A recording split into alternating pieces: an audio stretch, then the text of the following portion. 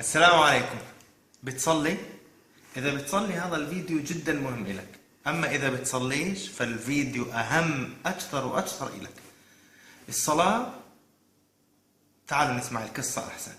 يقول الدكتور عبد المحسن الأحمد فات أحد المرات للمصليات اللي في المستشفى وشاف واحد بيصلي. أول يوم، ثاني يوم، ثالث يوم، رابع يوم، الزلمة مجتهد في صلاته، ملاعب بيصلي. فراح سأله على السريع، بيقول له ليش انت هالكد بتصلي؟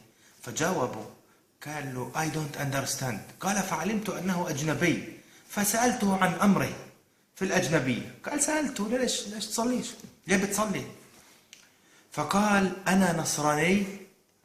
اسمع يا مسلم، قال أنا نصراني أسلمت منذ 9 أيام، 9، وعلمت أن المسلمون اللي هو انت وأنا، علمت أن المسلمون قد سبقوني إلى الله بإسلامهم.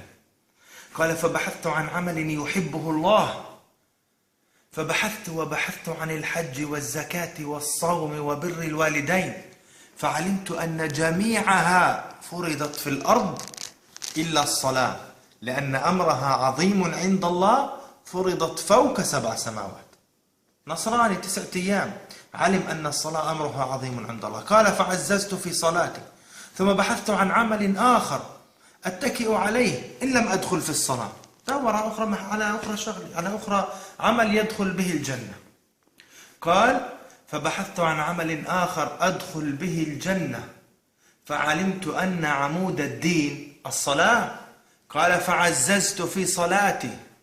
قال فبحثت عن عمل ثالث أدخل به الجنة، أبر أمي، أتصدق، أزكي، أحج، عن عمل أدخل به الجنة إن لم أدخل بالصلاة. قال حتى وقفت على حديث رسول الله، صلوا على رسول الله صلى الله عليه وسلم.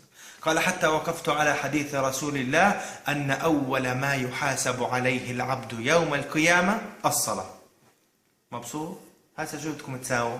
تعالوا نتفق بعد هذا الفيديو، نعاهد الله سبحانه وتعالى ونبايع الرسول صلى الله عليه وسلم ألا نترك فرضا أبدا. اتفقنا إن شاء الله؟